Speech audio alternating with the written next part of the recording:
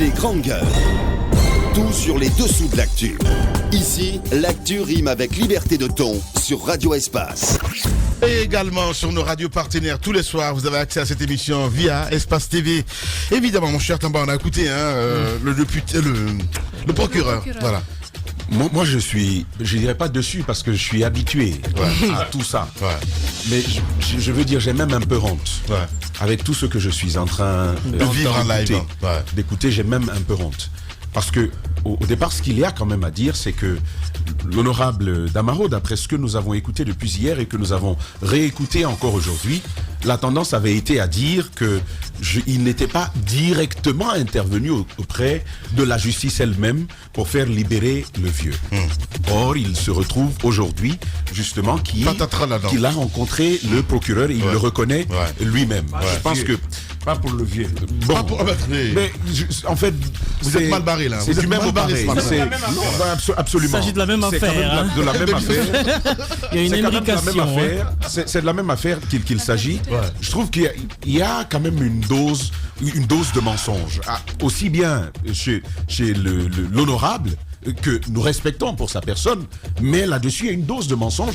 Chez le procureur également, on les entend dire « Non, j'ai pas fait ça, tel autre. » Finalement, on ne sait plus qui dit la vérité, qui ment. Et là-dessus, je dis que j'ai honte, parce que ce sont quand même deux autorités, deux corps importants de la démocratie de notre pays qui se retrouvent comme ça déballés sur la toile. En tout cas, c'est pour notre bien. Ça nous édifie sur ce qui est en train de se passer, mais ça met à nu ce qui est en train de se passer auprès de cela. Deuxième chose, là, il me permet rapidement, parce que c'est assez grave ce que nous avons entendu. Deuxième chose, ils nous disent très très clairement, à partir de ce qu'on a entendu, que le président de la République lui-même peut s'inviter dans une affaire judiciaire et d'imposer que sa volonté s'impose à la loi. Ce que nous avons entendu, c'est Lansana Conté et Mamadou Sylla qui allaient dire « je suis la justice ». Le président de la République qui appelle « j'ai appris que le vieux a été attrapé ». Bon, l'honorable dit « bon, moi-même je suis en train de voir ce qu'il en est ». Bah, ordonné pour qu'il soit libéré. L'honorable qui ensuite promet d'appeler, et c'est ça le deuxième volet de ce que je suis en train de dire, le magistrat lui-même vient de reconnaître que s'il reçoit un ordre du ministre de la Justice, il est prêt à s'y plier. En clair, notre justice est sous ordre, c'est assez clair. Donc aussi bien chez l'honorable que chez le président de la République ou chez monsieur Cheikh Sako, et donc de son magistrat, moi je dis, je suis dessus, hyper dessus, parce que je l'étais déjà. Aujourd'hui, c'est une dose supplémentaire. Je dis, j'ai honte. J'ai honte que notre justice et les cadres que nous respectons se comportent comme ça avec la démocratie, comme un petit jouet modulable. On peut l'utiliser, le plier, le tordre, le tendre, l'étirer, le rendre plus gros, plus flexible. Tout on peut faire avec notre démocratie. C'est pas bon. Voilà, allez-y, madame. Écoutez, en quelque sorte, c'est le législatif qui marche sur les plates-bandes du judiciaire et la touche finale, c'est l'exécutif qui vient s'en mêler pour donner l'ordre final. C'est ce que j'ai compris, en quelque sorte. Parce que l'honorable, c'est un député. Il relève de l'Assemblée nationale. Il n'avait pas à se mêler d'une question judiciaire. La justice devrait être indépendante. Mais quand au-dessus de tout cela, le président de la République appelle pour demander à ce que quelqu'un qui est interpellé dans un dossier soit libéré, comme si cette personne était au-dessus de tous les autres Guinéens qui sont en train de pourrir en prison parce qu'ils n'ont pas été présentés à un juge. Il y en a, je vous dis, qui peuvent passer 5 ans en prison, ils ne savent pas pourquoi ils sont là. C'est comme si, parce qu'eux, ils n'ont pas la chance d'avoir des relations, quelqu'un qui peut appeler le président pour eux. Eux, ils peuvent pourrir en prison, mais parce que ce jeune-là relève, comme on appelle les membres de la jeunesse du RPG, le président peut simplement donner un coup de fil, demander à ce qu'on le libère. C'est simplement dommage. C'est dommage pour ce pays, quoi. On a besoin d'en sortir, on a besoin qu'il y ait une certaine indépendance. Que l'exécutif soit indépendant du judiciaire, que le judiciaire soit indépendant du législatif, que chacun puisse jouer sa partition pour qu'on puisse avancer. Mais si on peut se piétiner comme ça dans ce pays, je me demande comment les pauvres gens, nous les pauvres gens qui n'avons personne, nous défendre, comment est-ce qu'on va s'en sortir? Moi je suis quand même. Je suis un peu... Calmez-vous, madame. Et puis ça me fait rire en plus. La banalisation, il est fort dans ça. Ça c'est... L'honorable Damaro a une carapace, vous le savez très bien. Du côté de la justice, de toutes les façons, ça ne m'étonne pas. J'ai toujours dit qu'elle était qu'elle était malade, qu'elle avait un cancer incurable. Et de toutes les façons, moi j'ai encore une preuve palpable avec ces propos du procureur. Mais ce que je voudrais dire, c'est que je ne peux pas faire de jugement de valeur en l'état actuel, parce que j'ai l'impression qu'on nous cache toute la vérité de l'affaire. Chacun cherche à tirer la couverture sur lui. Et monsieur le procureur, malheureusement pour lui, il s'est mis dans une position où il nous dit clairement que la justice en Guinée a fait allégeance au pouvoir exécutif et au pouvoir législatif. Dans tous les pays du monde, de toutes les façons, il y a toujours de l'interventionnisme, ça c'est clair. On essaye toujours d'intervenir dans la justice, mais à un moment donné, c'est la justice d'être forte, c'est à la justice de résister. Mais malheureusement, on se rend bien compte avec les propos du procureur que cette justice n'a pas assez de force, que cette justice ne résiste pas à l'influence des autres pouvoirs. Moi, Tambal disait tout à l'heure, il n'y a pas plus de mots à utiliser qu'être déçu. S'il y avait un autre mot, on l'aurait utilisé malheureusement. Mais encore une fois, tu es vert. Je suis plus que vert. Il n'y a même pas de couleur. Il n'y a même pas de couleur pour me peindre ce matin. Ça, je vous le dis clairement. Mais encore une fois, cela nous expose clairement que dans ce pays, encore une fois, on ne peut en aucun moment faire confiance en notre justice. C'est la seule leçon à tirer. Non, moi je pense que là, on a eu l'occasion là d'une véritable exposition de exécutoire. Exposition des miasmes du fonctionnement de... C'est à l'église ce matin en fait. C'est axé. Oui, c'est ça. Père, je suis venu me confesser. C'est assez miasmatique.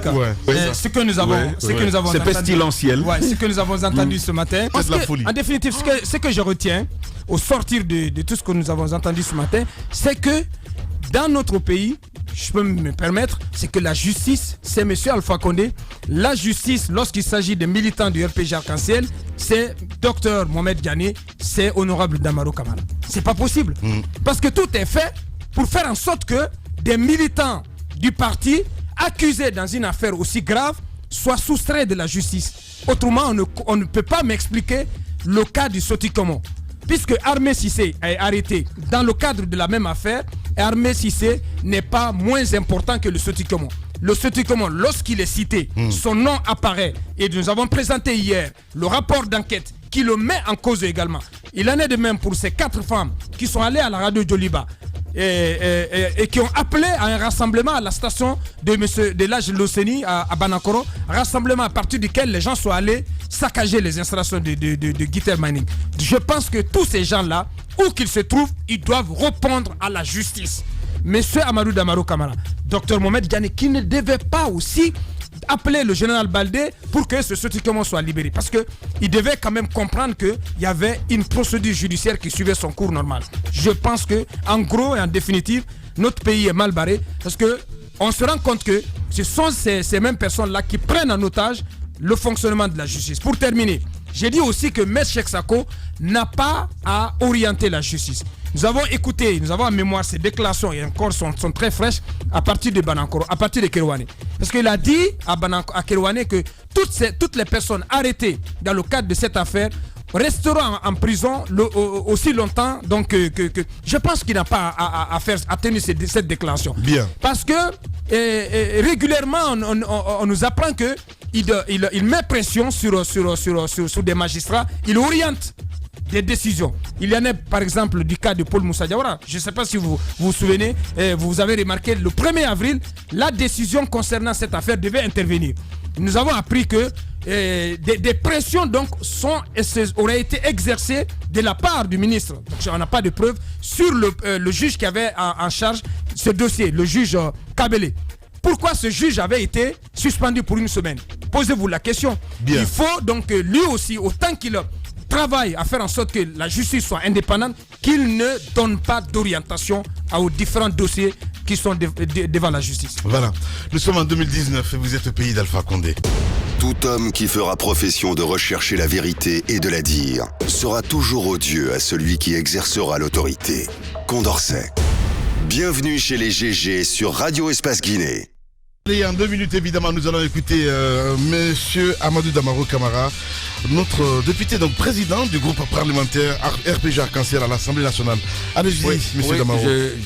D'abord, à vous écouter, j'ai de l'espoir pour l'avenir. Vous êtes encore des jeunes révolutionnaires, idéalistes qui vont du jour au lendemain, peut-être par une baguette magique, faire de la Guinée le Danemark en quelques années.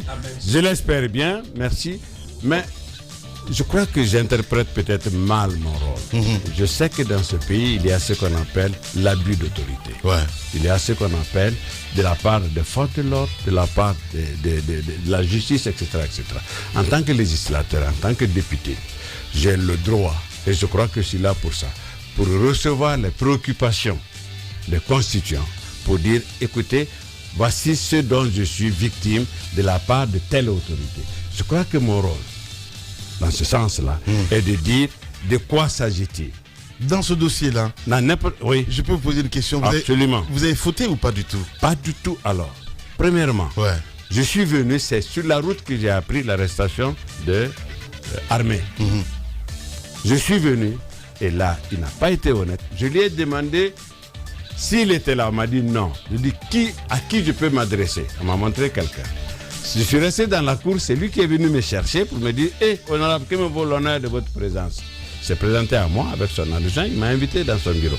J'ai posé la question de quoi il s'agissait. Ouais. J'ai dit la famille est inquiète, il serait très mal traité en prison. Il m'a dit non, j'ai été le voir moi-même, lui apporter à manger. Je l'ai même trouvé en train de se laver pour me rassurer qu'il était bien traité. Voici la conversation que nous avons eue. Mais les activistes du parti, parce que c'était un responsable politique, sont venus proposer, et cela se fait aussi dans la justice, la garantie de représentation, donnez-le nous. En cas de besoin, nous voulons retourner. Cela se fait dans toutes les justices aussi. Ailleurs, d'ailleurs, on appelle ça bon. Ils n'ont pas accepté. Ceux-là se sont adressés à des plus hautes autorités. Moi, mon rôle, quand un citoyen, de quelque nature que ce soit, croit qu'il a été offensé dans son droit, qui vienne me voir, je crois avoir le droit de poser la question. Je ne dis pas tout simplement, c'est la justice, je ne me mêle pas. Ça peut être un abus. Mais si j'ai été à la justice pour dire, changez le verdict, condamnez-le, ne le condamnez pas, là je me mixe. Mais j'ai été à Kérouané, qui est la juridiction. Je n'ai rencontré aucun juge, à quelque occasion que ce soit, ni par téléphone, ni en me rendant chez eux, alors que j'aurais pu le faire. Même quand ses opposants dans l'affaire du diamant ont amené la lettre de désistement, qui est aussi la procédure. Quand je dis je ne porte plus plainte, ça doit... On dit non, je fais d'une pierre deux coups. Désormais, ce n'est plus l'affaire du diamant, c'est l'affaire de vandalisme désormais. J'ai été le premier, l'un des premiers en tout cas, à avoir les images par Guitère. Je lui ai dit ce que je devrais lui dire et nous nous sommes engagés à mettre fin à ce genre de choses. Je connais Banankoro. Il y a une situation sociale à Banankoro que vous ne savez pas. À Banankoro, depuis 60 ans d'exploitation, tu ne peux pas trouver un seul bas-fond où tu as 1 hectare cultivable d'un seul tenant. Bien. Deuxièmement, tu ne peux pas faire de l'élevage.